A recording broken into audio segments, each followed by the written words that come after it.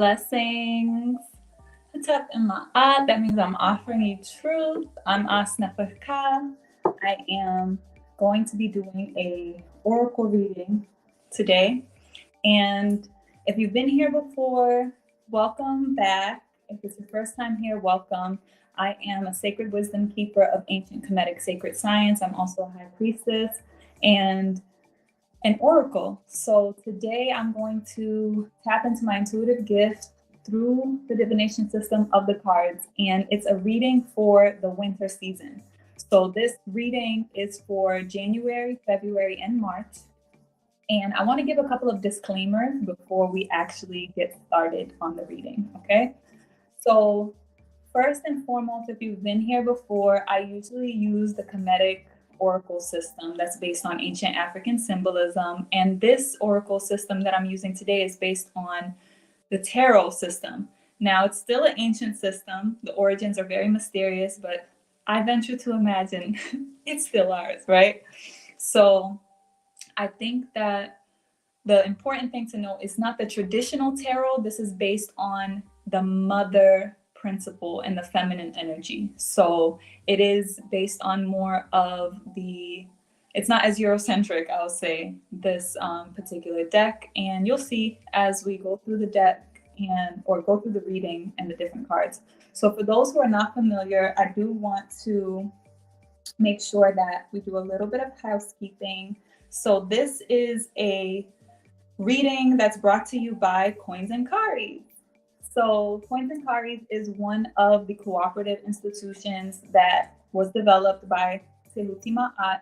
So we are a revolutionary instrument, Tehuti Ma'at, and we co-create different institutions and cooperatives for healing, liberation, restoration, elevation, and expansion with a concentration on resurrecting the African spirit. So that being said, Coins and Karis is our spiritual marketplace. It's where we offer spiritual goods and services. So if you are interested in a reading with me, that's something that I do offer. This reading that I'm doing today is a divination reading. So I'm going to go ahead and add that here. Because of the way the camera's positioned, you do get to see some of the reading. It is a circular reading. The divination reading or the divinity reading is a reading that can be anywhere from 11 to 13 cards. So once I get to the 11th card, depending on where or what the card is, if it's a major arcana, which you may not know about the tarot, but if you do, then you know. But the major arcana are the energies that are beyond our control, right? Whereas the minor arcana are pretty much our day-to-day energies and where we do have control and we can kind of shift things. The major arcana are more like universal principles and energies. So I'm going to go ahead and let you all know that you can also follow us on Instagram at Coins and Karis. So we're going to be doing a bit more of that. And the links are also in the description below. Okay. So if you're interested in this style of reading, it is a divinity reading, And today we're going to go ahead and dive in. So if you do want more information about Tehuti Ma'at as a revolutionary instrument and the work that we do in the community service, then you can go to tehutimaat.org for information on that. Okay? So without further ado, we're going to go ahead and get into today's reading. It's a really, really powerful reading. Remember, this is a collective reading, so it's picking up on the energy of what is happening and unfolding for the collective, right? For all of us. And if you're here, you just trust that there's something here, there's a message here for you. It's a fated event, right? So there's a message that's here for you.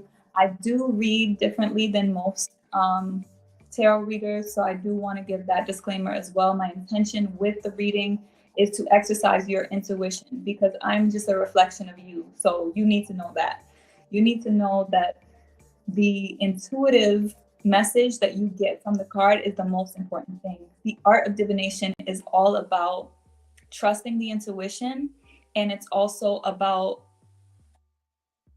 trusting life, right? You're literally trusting that whatever cards you pick are fated, right? And the gift of the oracle is the purification and the possibility to pull a very accurate reading, right? So that being said, I am glad to open up this reading and pretty much take it as an opportunity to prepare yourself for the energy that's going to be unfolding over the winter. It's not a prediction of the future, it's just what is, right? In eternity, everything is happening right now, and we're just tapping into the particular energy that is going to be unfolding in the next couple of moons. So the next 3 moon cycles. So where this reading is going up until the equinox, and you can consider it into the completion of that moon cycle, which I believe will complete itself in April, right? So as soon as we get into the spring. So the first card that we have in the reading, remember if you're watching to pause the recording so that you can actually take note of what comes up for you intuitively. I always recommend that you actually have a journal and note to yourself what comes up for you intuitively, because that's the most important part, because we're just touching on the energy. Okay, so I'm gonna go ahead and put the card up, so just bear with me as I figure out the best way to do this. All right, so you get a good look. So this card here is the Daughter of Cups. Okay, so as you can see on the card, there's flowing water, and the daughter in this deck is akin to the Page of Cups, if you are a reader and are familiar with the tarot. So this is the energy. It was slightly tilted to the left. So this is the energy that's determining who and where we are in the moment, right? And it's a earth on water energy, so it's very feminine. The fire and the air are masculine energy. So we're talking about receptive energy. And also because it's cups, right? It's just naturally, it is the water, it's the emotional realm. So where we're at this moment, right, is possibly in a sense of pleasure and just kind of like being with emotions, sensing, really hypersensitive to energy, especially after we just came off of that Kepra Cancer full moon that lifted up a lot of emotions for us. Moving through the holidays opened up and lifted a lot of emotions energetically as we went through the rising of Sirius, Septet. So there was a lot of energy shifts that was lifting up a lot of our emotions.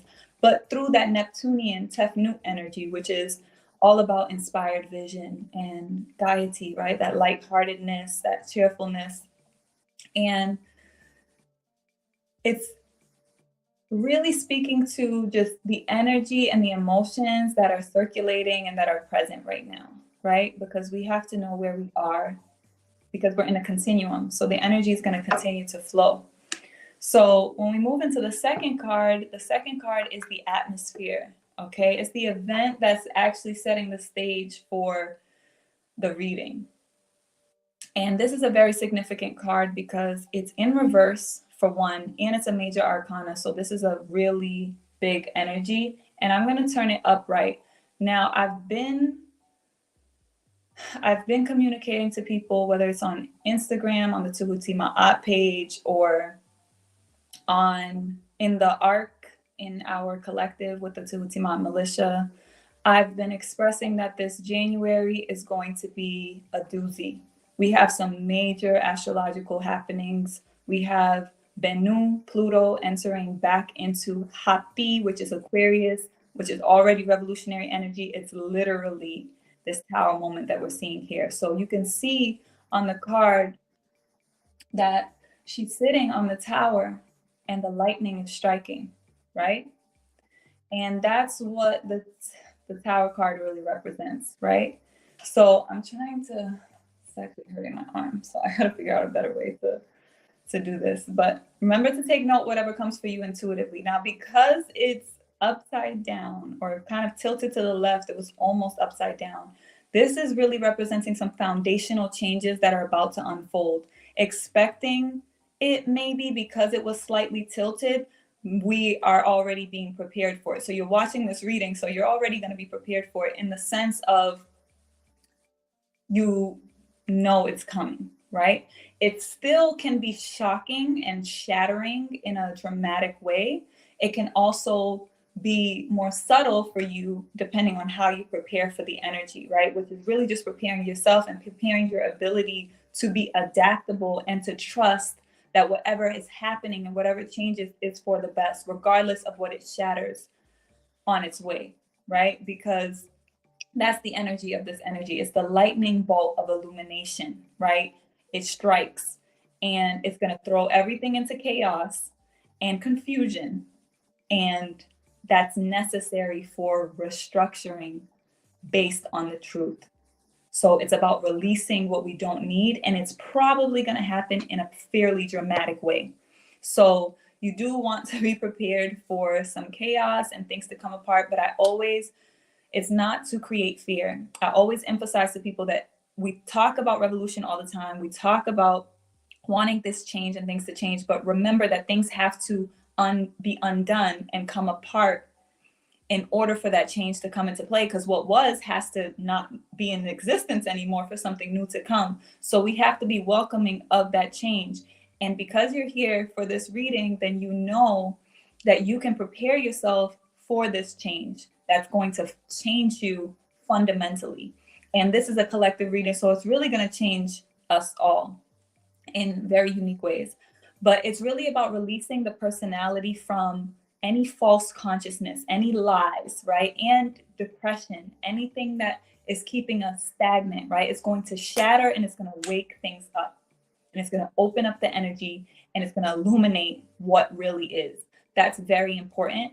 And that's pretty much what we're going to be moving through throughout the winter. So it's going to happen, but remember, everything's a process. So from there, we're going to be able to see what it takes to actually, because that's supporting us. Remember that this tower moment here is to open the way for us to actually step into the great abundance and shift that we've been preparing for. Okay, all the work you've been doing to elevate yourself, to move closer to your visions and your dreams, all of that is going to come into play due to this. But we're going to have to be able to hold tight and make sure that we can adapt to that change and remember that everything we've been preparing for has been for that.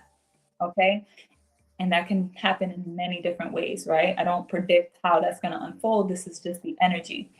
So depending on your life, it could happen through relationships, it could happen through circumstances, you can lose a job, it could be anything in terms of how it happens for you, right? So that's why I want you to take note of whatever comes up for you intuitively when you see the symbolism that's on the cards. So this is the third card in the reading, and the third card represents the cross current. I hope you can see it clearly because I want you to be able to use your intuition to determine what it may mean.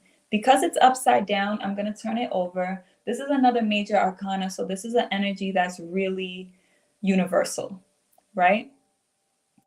And it's the 0 card. It's really what we consider to be the main card of the deck because it is kind of the beginning and the end. It's like the pure potential of all things, right? Everything, all potential is in possibility when it comes to the Fool card. So sometimes people think of the Fool card as a negative thing because it's a fool, like you're being foolish, but it's that buoyancy and that naivety of the Fool that allows you to actually go into adventurous moments and free yourself, which is what this card represents. It's what we're going to be learning about through this winter. It's the lesson of the cycle. So when that shattering happens and things change, it's going to force us to kind of release the things we've been attached to so that we can actually free ourselves. Okay, the card was reversed, so some people may not be allowing that, or it may be a difficult thing or an unconscious thing that's happening for people that they're learning. They might not be aware that they're being ushered into their own liberation and their own freedom, because when you're dealing with chaos and confusion, it's hard to kind of see the silver lining within that for a lot of people. So it depends where you're at in your journey. But you can see the symbolism in the card here. This person is just like upside down, having the time of their life. You see the magic mushrooms on the ground, and you see some of the other creatures there. And the card represents that free and open energy for adventure, right? Just like a fresh start, something new, not allowing yourself to do that would be holding yourself back, right? So this is what we're going to be learning, is how to be comfortable in that pure potential. And it's also about embodying all of duality within yourself, right? So that means the negatives and the positives about us we become more clear and more neutral and less judgmental about these aspects of ourselves, because we see the necessity in moments of chaos, right? Where you have to pull yourself together, essentially. So, infinite possibilities here. That's what we're learning to open ourselves up to. Sometimes when we're attached to certain things, ideas, outcomes, we don't allow ourselves to see all the possibilities that could happen, right? So, this is about that freedom. And it might be hard to see this initially with the tower, as I said. So, that's why it was in reverse. So this is what we're learning to explore, okay? And there's even a lotus in this image that I think is important, because remember, the lotus is birthed through the mud, okay? So the lotus comes up with the sunrise and rises out of the mud, and then when the sun sets, it goes back in. So it's also representing that dualistic aspect, right, of the Fool energy. The next card that we're going to move into is the Root. This is the bottom here. And the Root card, let me put this up here for you. Remember to take note whatever comes up for you intuitively. And this card also was reversed. I'm going to put it upright so we can take a good look at it, and I'll let you know why it's in reverse. So the Root card, as you can see, this person, remember to take note whatever comes up for you intuitively, okay? Like if there's a person, a thing, a thought, whatever it is, that's very important, because that's the reading, okay, for you personally. And you have to trust that, okay? So we're going to exercise that part. Four of Swords, okay? So 4 is always the number of stability. We're talking about the 4 cardinal directions, the 4 cardinal elements: air, water, fire, earth. So 4 is the number of stability. It's the 4 corners. So you can see the 4 swords are on the 4 corners of this pyramid structure that this woman, this person, is sitting in. And then you see the 7 energy centers lit up behind this person, very concentrated, very focused, but also in a meditative posture. So the root is what you're standing on, okay? The root is always what can be unconscious for us, but it's what we're standing on, essentially. So this represents a mental calm and stability, right? But it could be blocked even for some people because it was in reverse. Like it might be hard to, find that mental calm and stability when things become uprooted and that lightning bolt strikes and shatters things all the way to the root and uproots them dramatically. How can you still keep your calm? So the emphasis on this card being upside down is we have to prepare for that, right? Prepare. Meditation is a great way. Being in tune with your own energy is very important, because this card is all about allowing your mind to stabilize and really about cleansing yourself of other people's energy. Okay? So what's out of our control, what's outside of us, this energy is really telling us the best way that we can navigate the energy this winter as the shifts come is to come into ourselves and find that stability and centering in ourselves. That's what's going to get you through. And you want to be able to cleanse yourself of other energies by meditating on pulling. This is the message of this card, is to meditate on pulling the cords that connect you to other people and things, right? Those are probably, a lot of those things are going to be completely cut and shattered, the things that we don't need. But taking that personal evaluation time to go through your energy, right? Which is why I'm excited that we're actually doing the sexual alchemy retreat in February. For anyone who's interested in more information about that, you could definitely reach out. Let me actually put the contact information on the slide, because you can either text or you can email grow@tehutimaat.org. The text is 646-883-Ma'at. I'm doing a sexual alchemy retreat. It's all about honing and knowing the power of our sexual energy, which is our energy circulatory system. Everything is sexual energy. It's creative energy. right? It's what got us here, and it's what continues all creation, whether it's creating a business or creating a work of art or creating a child. It's the same source of energy. So having that mastery of our own energy and knowing how to circulate that energy and not to deplete it and allow it to leak out through lust and other things is very important. So the retreat is all about that, and it'll be very supportive for people navigating this energy, for whoever aligns with the retreat. It's going to be here in Cabo Verde. It's going to be here for our carnival season, which is the most potent sexual energy. So again, if you're interested in more information about that, or if you're interested in actually coming for the retreat and you know it's something that you want to do, it's February 8th through 16th. It is short notice, but that's why we want to get on that right away, get it on a clarity call with me, make sure it's the right fit for you. It's great for individuals, but it's also a great retreat for couples as well, if that's something that you're interested in. So that being said, this card is all about being aware of how our energy is connecting to other people so that we could be centered in ourselves. A lot of us don't recognize how much of our energy is influenced by other people and affected by other people. So that's important during this season, during this winter.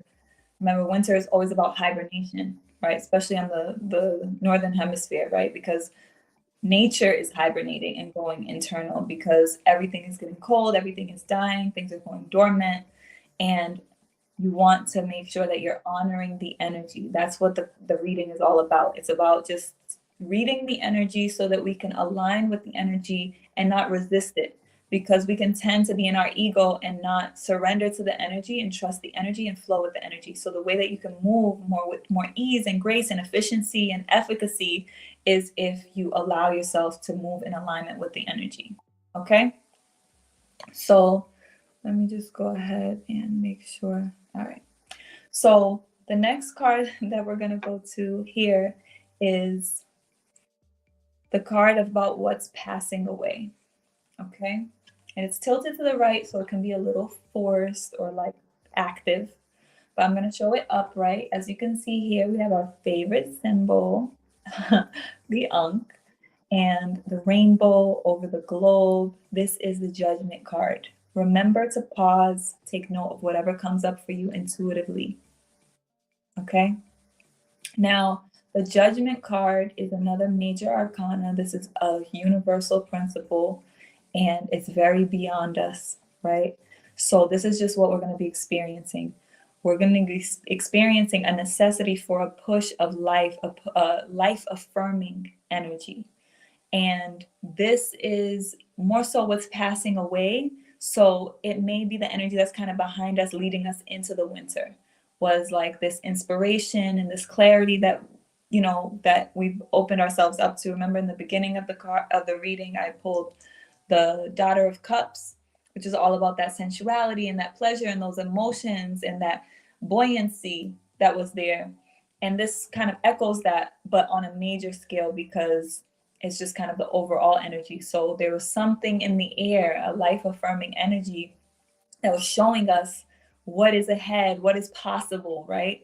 And the Judgment card is always an important card to think about, because it's about getting your just due, right? Based on what you put out is what you get, right? So everyone may not experience it the same way, but the card is speaking about judgment, and it's important to allow old judgments to fall away and move into more open-heartedness, because the judgment seen in ancient Kemetic sacred science is where the heart is weighed on the scales of Ma'at, and it's weighed with the feather. So it's very important to recognize that the heart needs to be light and open, and we need to move into compassion. And that's kind of the energy that was present and influencing and hopefully embraced by us. The next card is the Death card, which is in reverse. This is the sky portion of the reading. So it's our personality. It's how we kind of behave in the world. It's our head and our mental and spiritual connection. A lot of people usually get afraid about the Death card. So I always tell people, you don't look at these cards in a context of like judgment either, right? Which is interesting that the judgment card was here. I'm going to also put it upright so you can see what's on the card. It's a major arcana as well. So this is an energy that's beyond us. It's a universal energy that's influencing things for positive change and transformation for the whole planet. And the death card, as you can see, there's some bones there. You see a snake skin, and it's at the foot of a tree that's split in two, because it's representing the transition between the old and the new, because there really is no death. The death represents a falling away and a transition, right? It's really a card of immortality, even though it's in reverse. So it may be something that's blocked or unconscious or that's necessary to see because it's the personality. That's what this card represents here in this position.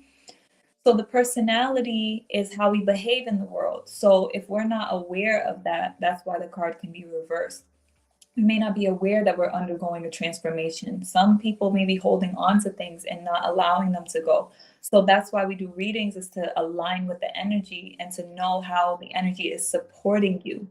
And the energy is on your side. Everything is happening for us. Nothing is happening to us. So when you allow yourself to see that, you shift your consciousness, your awareness, and your attention, and everything begins to become more easy because you're in alignment with the energy. So it's about leaving one state of being and moving into another. It's about shedding the skin, right? Shedding what's old and being reborn into another state. Okay. And that's what's happening. That's what's happening right now, maybe in the way you're showing up in the world, in your actual personality, in your connections and relationships. And the next card here is representing what's ahead in the near future, right? So what can be coming up, shortly after this winter cycle, what we can be expecting is the Priestess of Cups, which is akin to the Queen of Cups, right? The priestess in this deck, because it's based on divine feminine energy, it's the priestess, and then the shaman is the king. So usually you have the King of Cups and you have the Queen of Cups, but this one you have the priestess and the shaman. So the Priestess of Cups, remember to pause and take note of whatever comes up for you intuitively. I want you to look at the symbolism of the card. And it's cups again, so we're talking about emotional energy, sensitive, feminine energy. We're also talking about the priestess. So we're talking about one that knows and has mastery of the emotions and the senses and the intuition. It's a very intuitive energy. And this card represents kind of what we're moving towards. So it was tilted a bit to the left. So we might be withholding some of our emotional power or like vulnerability even. It's water on water, so it's very watery. This is like mastering water, right? And think of the element of water, the fluidity of water, the grace and the elegance of water. So that's what the Queen of Cups represents, the Priestess of Cups. It's about not living too much in the dream world, especially because it was tilted a bit to the left. We definitely want to make sure that we know that the energy is supporting us in being emotionally sensitive and intuitive, but practical, not being too much in that, illusory state and not being in illusion, because a lot of the energies, because we said, as I said, the tower has hit. So there's no illusions anymore. When the tower hits, you see things for what it is. So that's what's going to begin to happen. There might be some big global events and things that are revealed that show what's actually going on, so we could deal with the reality and rebuild something based on the truth. And then we're going to move towards this energy that's more sober, but still connected to the creative and intuitive flow of the universe. It's a creative movement that's necessary moving forward from this energy, right? That's how to move forward in an empowered place energetically with this. The next card here is the self-concept, which is how we feel and think about ourselves. And this can be in harmony with the significator, right? That first card that I said, like that pleasure and sensual energy. It can also be it's easily changed because it's the self-concept. It's kind of like how we're feeling about ourselves, how we're seeing ourselves collectively, how we're feeling about ourselves as a whole. And it's in reverse, which is interesting. It's the 10 of discs, excuse me. And the discs in this deck is the 10 of pentacles or the 10 of earth. This is the earth energy. And the 10 is the peak of the cards. Remember, the minor arcanas are from 1 to 10, the ace to 10. And when you get to 10, you're kind of at that state of overflow where you're moving then into the personalities, right? You're moving into that more higher divine element of the energy and less of the mundane human aspect of it. Because it's in reverse, it could be unconscious for us, how we're feeling about ourselves, because I feel that humanity has this existential guilt and thing we're moving through. So maybe we don't necessarily see the abundance that we have on the planet. I think that's what that's actually speaking to, because this card is about birthing a legacy and fully supporting that in materializing. Because if you can actually get a good look at the card, everyone is surrounding, it's a community surrounding this birth thing that's happening. She's literally giving birth here, and then everyone is there holding up the art and the protection. So think about whatever comes up for you intuitively as far as self-concept is concerned and how you feel and think about yourself. And again, it could be something around blocking that abundance, because the 10 of discs is very abundant, very stable energy, very stable earth energy, very financially aligned, right? And it was reversed. So this is speaking to birthing something new in community and supported, right? And that could be unconscious. Maybe we don't feel supported, right? So it depends on where you are and how you're navigating this energy, but seeing it for what it is the circle is complete here, right? You have everyone coming together. So if it's reversed for you, maybe you're not feeling that you have that. And maybe you're not being conscious of it and grateful for it. Because remember, abundance is an energy that you have to be in order to receive it. It's an energy. It's not about what you have, it's about how you feel about it. You can have so much material things and not feel abundant because it's not enough, because you feel like you need more, right? Which is something, again, that the collective is moving through within the capitalist economic paradigm that we are in, right? So the next card here really deals with our hopes and our fears. It's also another minor arcana. It's the 6 of discs. It was tilted a little to the right, so it might be something we're forcing a little bit. And I want you to go ahead and remember to take note whatever comes up for you intuitively. See how she's kind of laying there and then getting a massage, right? Hopes and fears. Think about that. Usually what we hope for is also something that we fear. And this to me is representing like wanting to be cared for and like even exerting, being the giver of nurturing energy. Sometimes we want that, but we also fear that intimacy. And that can be very unconscious for a lot of people. But because it was forced there, we might be becoming aware of that, because especially in the energy of January, a lot of our fears, we're coming to terms with them so we can unlearn those fears and move into courage, so we can align with what we do hope for and not let the fear keep us from that.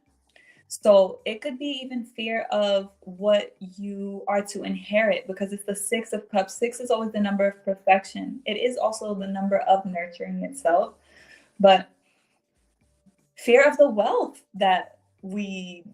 that's ours, the abundance that we have, what we're actually hoping for, but we also fear, like, are we capable of handling it?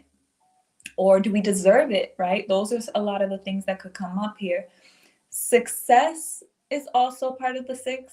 When you're talking about the 6 of discs, we're talking about earth energy again. So having enough energy and resources and being able to share that, like, that's why this person is actually able to nurture this other person, because they're full in themselves, right? It can also be receiving gifts. It's abundant energy in itself, right? But it's like, it's very equal, it's very stable. And we may have to deal with the fact that as although we hope for that, we may also be blocking it in some way with some degree of fear, and we have to explore the emotions around that fear and why that fear is there. So I want to encourage people to really engage with fear from a place of love, right? Love that fear. Don't avoid the fear, but actually honor the fact that the fear wants to support you. The fear wants to show you how you can protect yourself. That's what our ego is there for. And when we suppress the ego, that's when it comes and lashes out. And sometimes when we can also overemphasize the ego, and that creates a false bravado when we actually have deep rooted insecurities. So just think about whatever it is that you're hoping for and explore what you might be afraid of, maybe not feeling worthy of what it is, or whatever the emotions are, and go into why. And I'm sure you're going to find an abundance of so much healing, especially if it's things that's from childhood beliefs or ancestral inheritance, right? The programming from childhood, any of that. So adjusting our values, right? Because again, the 6 is very much about the earth energies. So our values and how we're engaging in the world and exploring that. The next card here is the 8 of discs. We got a lot of earth energy here, which is really interesting. This card represents any individual or a group whose energy we're drawing into ourselves. It can be a drain or a source, so you have to really think about this for yourself. But the way that I'm reading the energy, because it was nearly reversed, and it's the 8 of discs. 8 is the number of infinity, and kind of like thinking about how energy continues. And the card itself is speaking to community with health and kind of needing support or having support unconsciously, right? Because it was nearly reversed. So when it's upside down like that, there's an emphasis on it. Like there is cooperative energy here. You see they're all weaving together and working. They're in the same space, and kind of like you could tell they're feeding off of each other's energy, kind of inspired by each other. All of the different things that they're creating kind of like resonate with each other and look good and in tune with one another, right? Aesthetically. So it's about being on the path of being on your path, right? Which means you'll be aligned with the right people. And it's also showing that there's many skills coming together and cooperation, right? Each person's doing something different to create. So it could also be an apprentice energy, like learning these skills and working together with other people in order to learn a skill and develop that. So this energy is really giving me like the need to be grateful for support that we have, like the support that's present from community, and honoring that and giving thanks to that. So if you have, like, we don't do anything alone, and we can tend to be ungrateful. And it's really important to appreciate the fact that it takes so many people, even for you to eat the food that makes it to your plate. So many people had to be involved in that. There were people who had to package and ship and process beyond even the farmers, and all the people who had to sew it and process it, right? And then you went to the grocery store and you had the grocer who was there, who was working, and the cashier, and the person who gets the carts from the parking lot. All of that, right? So that energy of gratitude is really going to support us, especially with all this earth energy and all this energy of abundance, because that's the major shift that we're moving into. The only reason why this chaos and all this stuff is happening is to remove all that old energy so that we can really move into the vision that we have for ourselves and the ways that we've been leveling ourselves up. Okay. So now that we move into the final 3 cards, these are the outcome of the reading. So for this winter season, these cards are really going to speak to really the outcome of the energy.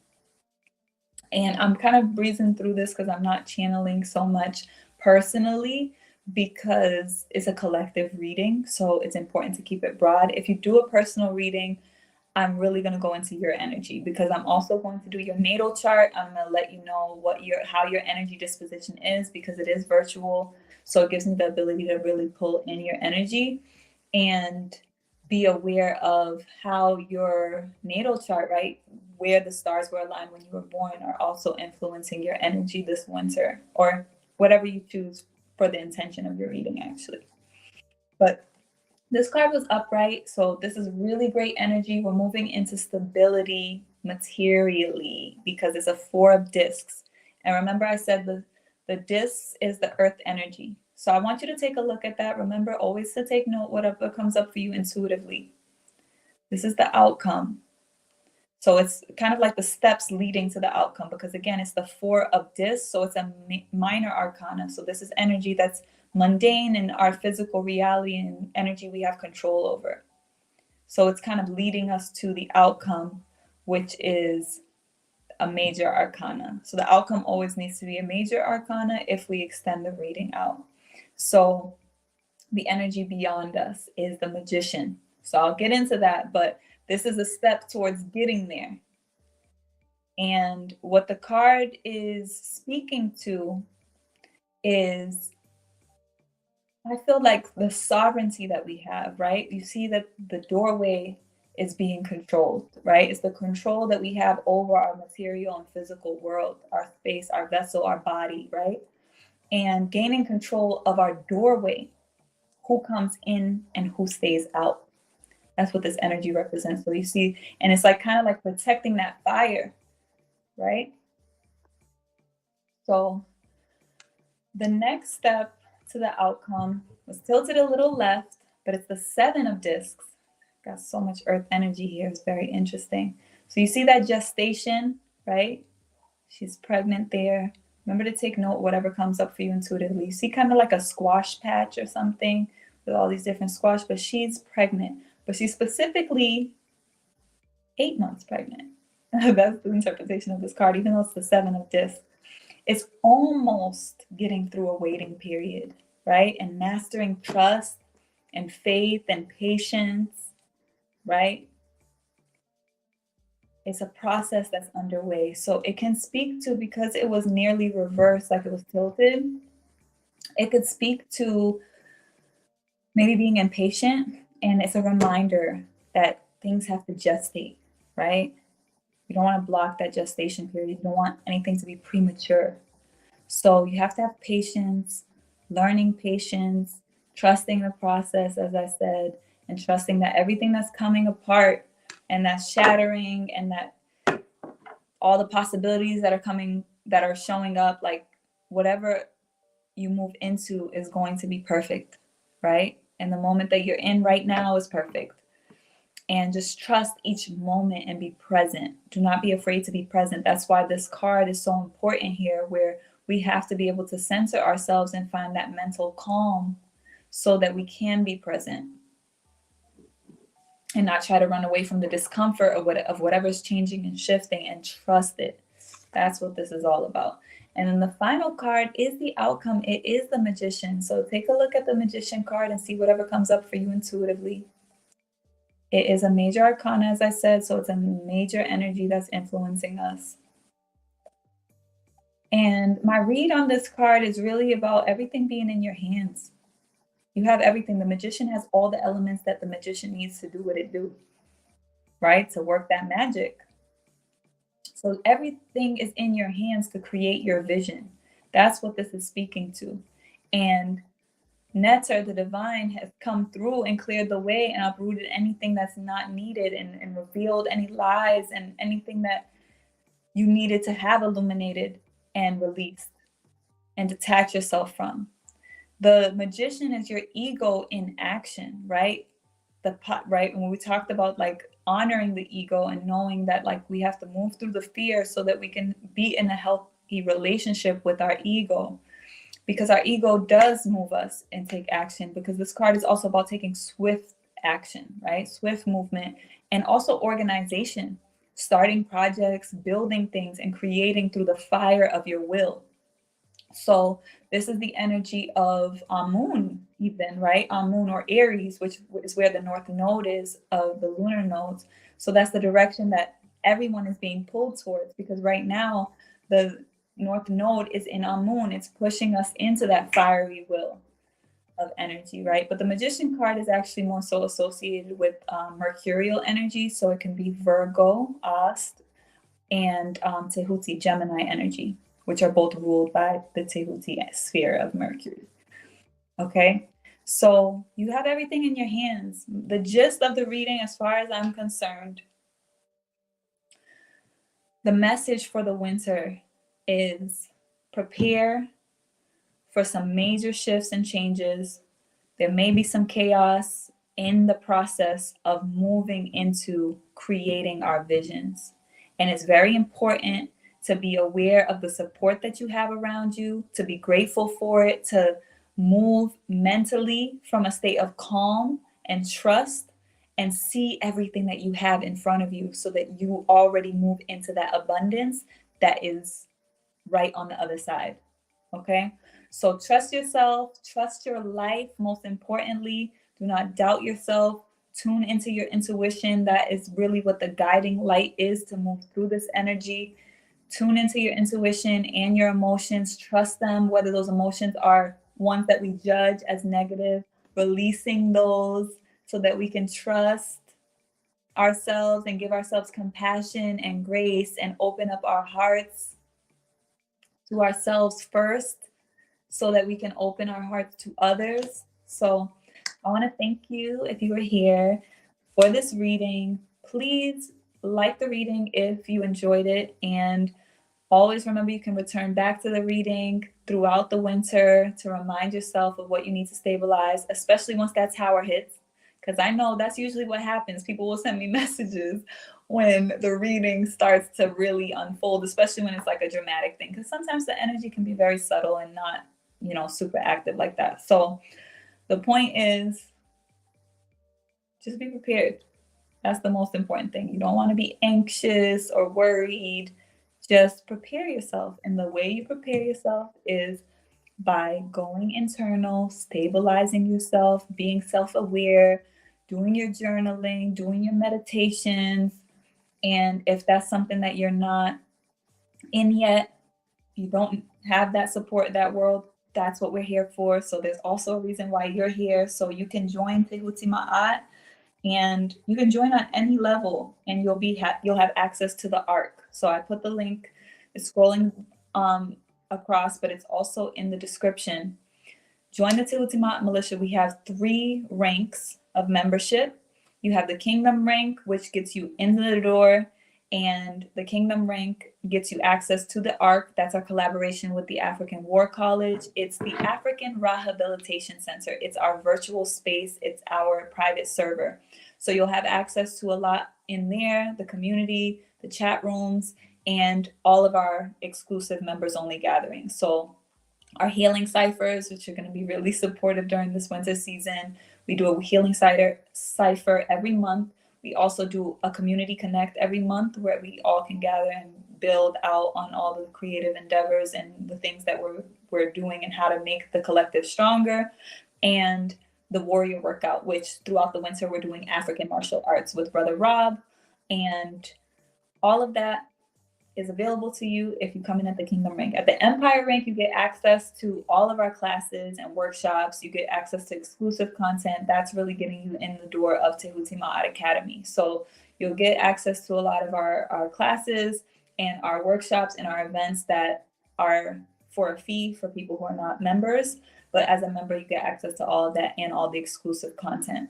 And then finally, at the Galaxy rank, this is if you actually want to contribute to the collective, if you actually have a cooperative that you're developing or a business that you're developing, an institution, organization that you're developing, and you want to align with that organizational structure to support in creating and developing out that revolutionary institution and aligning it and being accountable to the collective. So the Galaxy rank gives you the opportunity to connect with us as a contributor and be part of our accountability community. And throughout the winter, we also have our group coaching sessions. So that's all through our organizational foundation, which is called Navigating Eternity. And it's a holistic energy management, time management, planning, and accountability medicine that we've created. So it's a system that we've created that is integrated and woven into our institution and our organization and all the organizations that are in our solar system.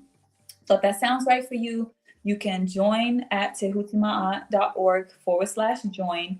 If you do have any questions, again, I had on the screen for you, and you can take note of the email. You can also find us on Instagram at Tehutimaat, so you can always send a message there. And I want to thank you again for your energy and your trust.